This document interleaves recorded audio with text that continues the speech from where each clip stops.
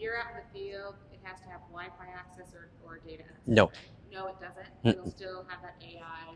Now, the Be My AI, the AI feature, yes. Now, the way around does not. The way around is not. Anything that's got to have a processing, like the Seeing AI, when it goes through a processing. Those are your drawbacks. Yes. They have to have that. But it'll operate off your data of your phone, so therefore you have an internet connection. It may not be as good as a good solid Wi-Fi connection. Yeah. It's a beaver, right? So you have calves? Yes. Okay. You know, it seems like when I look at YouTube videos, I am not familiar with that, ranching, but these cows are getting born in the snow, and the calves got to be brought in and warmed up. How do you find them? I mean, what are the drawbacks for you as far as safety and effective herding with the eyesight challenges, and how do you compensate? There's an easy solution for that. I see what you're saying. How can I see a cow in the snow? Is that kind of where you want them to? Well, snow is white. I got black cows. We don't get this. So, but we don't have, and honestly, it's just I don't have that many head of cattle, and we don't have that much snow. Now I understand if it was up north, probably, but I've never had a location issue there. And there are a lot of other technologies.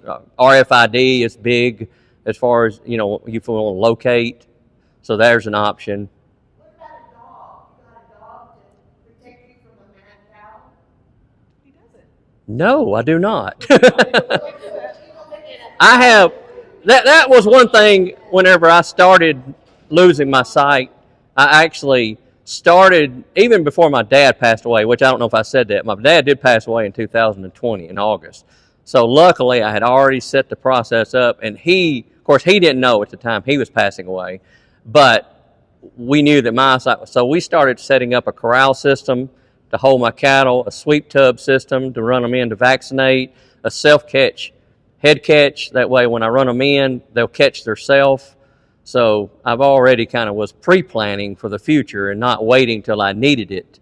It's kind of the old saying, it's better to have it and not need it as need it and not have it. That's brilliant. So. Yes, ma'am.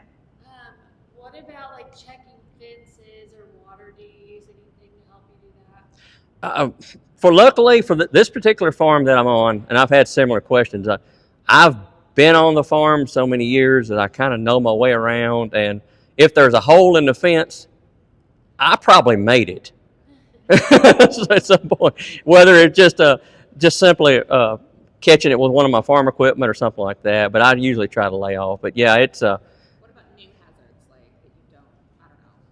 What's that now? I'm sorry. New hazards maybe that you don't know about, like after a rainstorm. Yeah, I mean, and you're going to have that even sighted or not sighted, and it's just, you can't prepare for every obstacle. You just got to approach it and go forward with it as safe as you feel like you can, and go from there. If I worried about every possible hazard, I might as well sell the farm, and that's not happening. Not till I have to. I made my dad a promise before he died.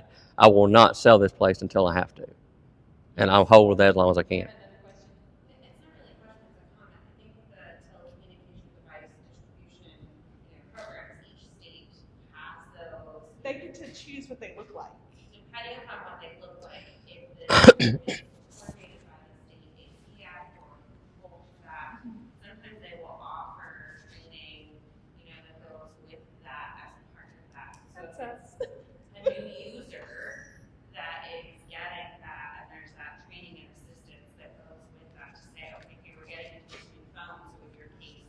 So our phone provider, our TDAP, does not provide any training with it. It just shows up on the doorstep. But fortunately, our Tech App program, TTAP, does provide that. So when somebody gets a new phone, a lot of times they'll tell them to contact us, and we'll go out and help them. But we do have some people who are incredibly stubborn and are going to figure it out on their own anyway. Yeah, it's not that we just Like this one. I think that for the accessibility project, knowing how to, if you're connecting them to the resource, then how to connect them with the training to support that, because they might not all be connected all at